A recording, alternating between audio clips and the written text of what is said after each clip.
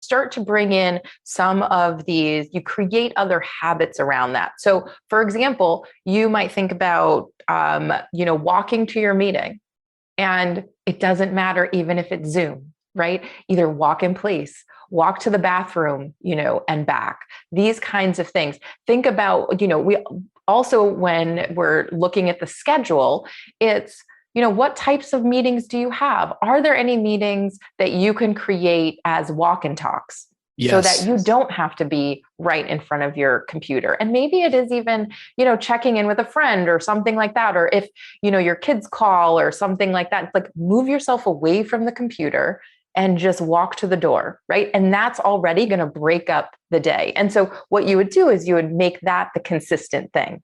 If you're talking to this person, you're, walking to the door, because it doesn't have to be a huge thing and I'm going for a walk for 45 minutes or something like that.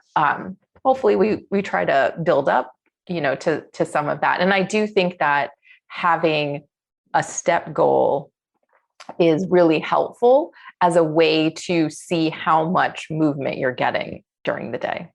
Yeah, what I've learned in studying habits, James Clear, even working with the families I work with at TAMA, is trying to remove barriers to make trying something new or different as easy as possible. Because if it's hard, if you think of it as this is a really big step, people get afraid, they're freaked out. And it's hard to, change that mindset and to take that first step. And understanding that you don't have to jump from like A to Z. So, oftentimes we hear, okay, so you're supposed to try to walk 10,000 steps a day. All right. So first of all, there's research that says 10,000 is like more than just beyond, like really like 7,500 is actually going to give you what you need. But for some people, you're like, oh my God, like, how am I even going to get there?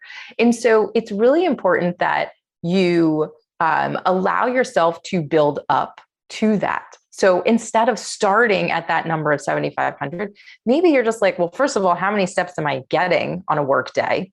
Right. And start there, and then increase by maybe 500 steps or 1,000 steps. So you say, okay, I'm going to be at 3,000. We're going to be at 5,000.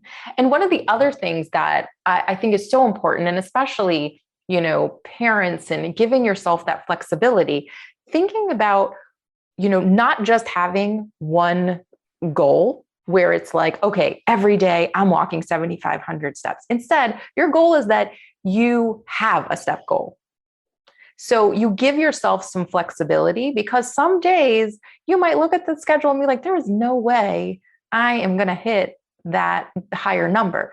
But you're going to want to have maybe that lower number goal. So you're like, okay, some days I'm hitting 5,000. I'm not going to go lower than that. And then otherwise, my regular is going to be like 7,500. And so you give yourself that flexibility so you don't feel like you're failing, that you didn't make it. And so you just break the chain and stop, trying. Instead, the goal is having the step count,